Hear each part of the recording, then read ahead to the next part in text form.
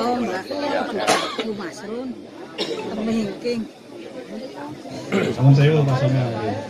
Assalamualaikum warahmatullahi wabarakatuh.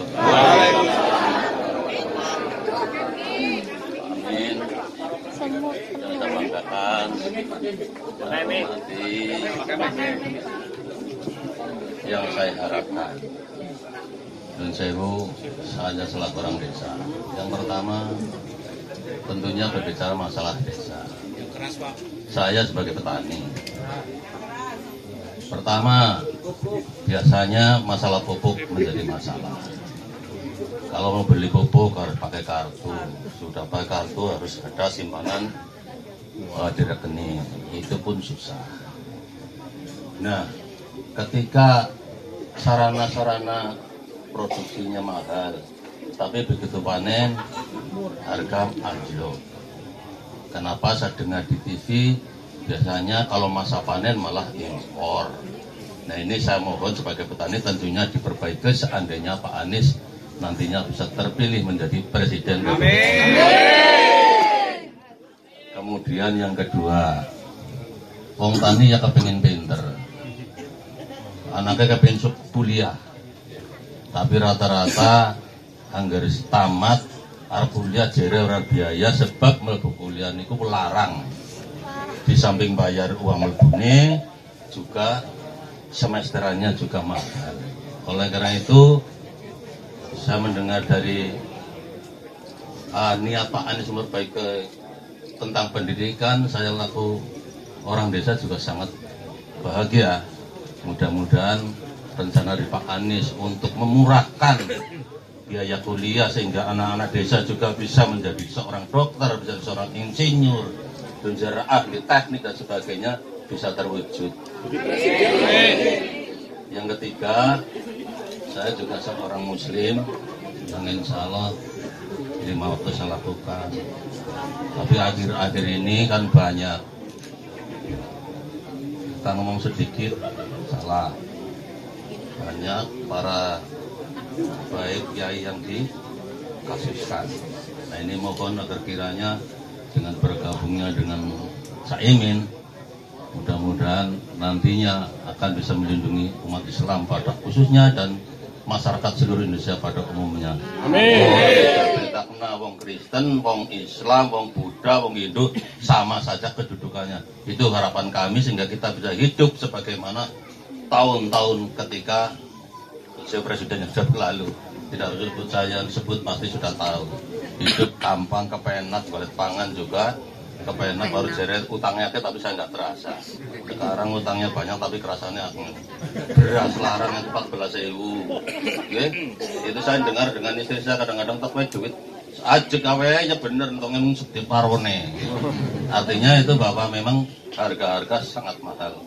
Mudah-mudahan nanti ketika Pak Anies ada bisa menata ekonomi kembali. Setelah itu pertanyaan atau unek-unek saya dari orang kampung Pak Anies, mudah-mudahan saya berdoa dengan sangat baik ketika sholat kita, saya selalu berdoa mudah-mudahan kami diberi pemimpin yang soleha, yang adil, yang bisa memberi keamanan kepada seluruh rakyat Indonesia. Itu aja, mohon maaf bila salah dalam berkata, mohon dimaafkan. Assalamualaikum warahmatullahi wabarakatuh.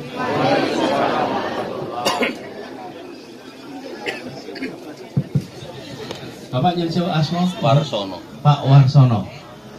Pak Warsono matur nuwun. Pak Haji Warsono nggih. Oh. Saya menurut paus. Iki putranipun, Pak. Putu. Putu. Cucu yang ke-13. Cucunya berapa, Pak? 13. Masya Allah. Itu namanya orang kaya. Kaya, alhamdulillah. Pak Warsono dan saudara-saudara semua, saya berdiri aja ya. Jadi betul sekali, kami itu, saya menerima tugas sebagai calon presiden. Bukan kami mengajukan diri, Pak.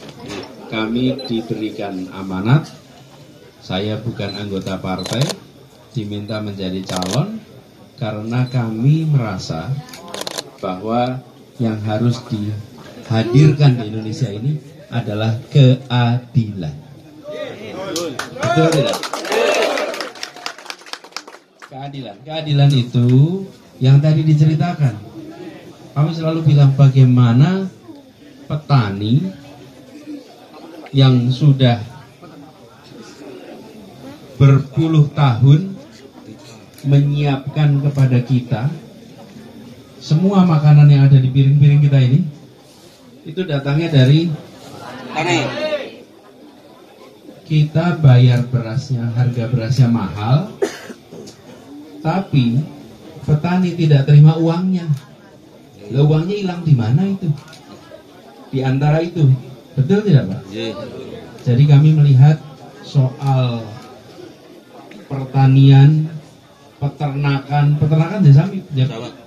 sama persis.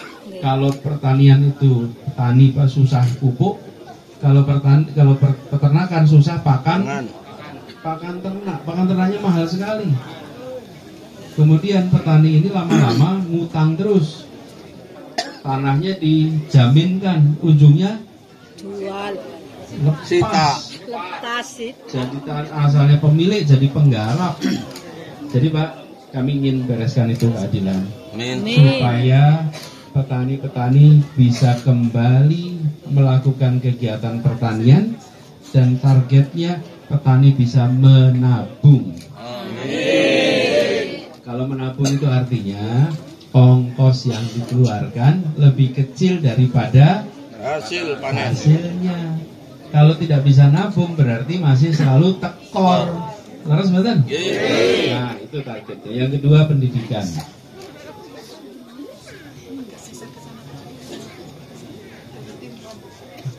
Kulo niki lulusan Universitas Gadjah Mada. Rumiyin pas kulo kuliah SPP ini pun Rp97.000 per semester. Ongkos sesungguhnya Rp1.000.000. Jadi apa? 900.000 itu dibayar oleh pemerintah. Mahasiswa cuma bayar 10%. Yang 90% dibayar oleh pemerintah. Pendidikan itu memang mahal. Tetapi keterbelakangan itu lebih mahal. Ketertinggalan itu lebih mahal. Jadi kami merencanakan agar biaya pendidikan lebih banyak ditanggung oleh negara daripada ditanggung oleh keluarga. Tetap mahal, tapi yang nanggung siapa? Yang nanggung negara. Dulu juga begitu. Rp1.000.000 per anak itu mahal, Pak. Tapi yang nanggung negara. Sehingga anak siapa saja bisa kuliah. Jadi ketika kami kuliah, teman-temannya macam-macam. Nah, kenapa saya merasa ini penting? Orang tua saya itu yang pertama kali merasakan kuliah. Saya generasi kedua. Ibu saya adalah orang pertama yang kuliah di kampungnya. Perempuan pertama yang kuliah di kampungnya. Dan kakek kami yang tidak pernah baca juga. Adanya dengarkan radio. Waktu itu kan pakainya radio ya. Dengan radio, tidak pakai baca. Tapi anaknya dikirim kuliah. Nah, kami merasakan mereka yang dapat kesempatan belajar, kesejahteraannya menjadi lebih baik. Ya, itu. Nah, lalu yang ketiga, jadi Bapak ini pertanyaannya komplit. Soal kesejahteraan petani, soal pendidikan, sama soal kebebasan berbicara. Kan beliau cerita, mosok ada yang pidato ditangkap. Lalu sebentar Bapak tanya itu ya.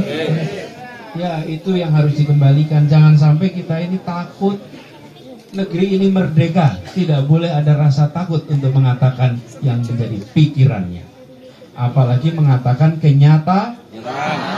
Oh, menyatakan kenyataan kok malah ditangkap. Insya Allah Pak, itu nanti bagian dari ada banyak pasal-pasal karet gitu, yang membuat itu terjadi. Ini lokasi kita diskusi ini jauh dari ibu kota, tapi mutu pertanyaannya lebih baik daripada yang ada di ibu kota.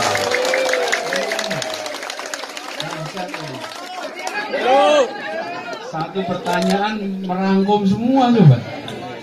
Saya tidak membayangkan di sini ditanya kebebasan berbicara, Pak. Saya bayangkan di sini kalau tanya pupuk, ayo pastilah, di sini tempatnya pertanian pendidikan, tapi kebebasan luar biasa. Ini artinya memang kita ingin negeri ini merdeka yang sesungguhnya. Siap untuk mengusahakannya? Siap untuk kerja bersama? Siap menjangkau semua? Karena ini tidak bisa dikerjakan sendirian. Lalu sebetulnya harus dikerjakan sama-sama. Dan nasib kaum itu kan tidak bisa diubah kecuali oleh Innallaha la yughayyiru ma biqaumin hatta yughayyiru ma. Jadi inilah usaha kita. Jadi saya sering tanya, biaya pendidikan murah atau mahal? Mau diteruskan apa tidak?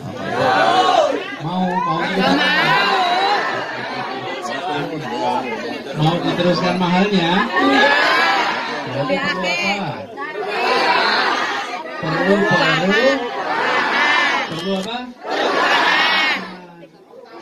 Ini, kebutuhan pangan, beras murah atau mahal? Mau diteruskan atau tidak? Berarti perlunya? Itulah perubahan. Nah, perubahannya bukan untuk perubahan apa? Perubahan untuk keadilan. Kita ingin adil. Saya sering mengatakan, kita membesarkan yang kecil tanpa mengecilkan yang besar. Yang besar biar besar, tidak apa-apa, nggak usah dimusuhi. Tapi yang kecil jangan dibiarkan kecil, yang kecil. Ya, terus Pak, pemerintah mengatakan jawaban Pak, memenuhi harapan. Begini Pak Nasirun, sudah saya sampaikan sekali lagi, Bu Bapak matur nuwun kehadirannya. Insya Allah silaturahmi ini bukan silaturahmi yang terakhir. Insya Allah nanti satu saat bisa kembali lagi di sini, silaturahmi lagi. Doakan biar ini lancar, dan bisa menjalankan amanatnya dengan baik.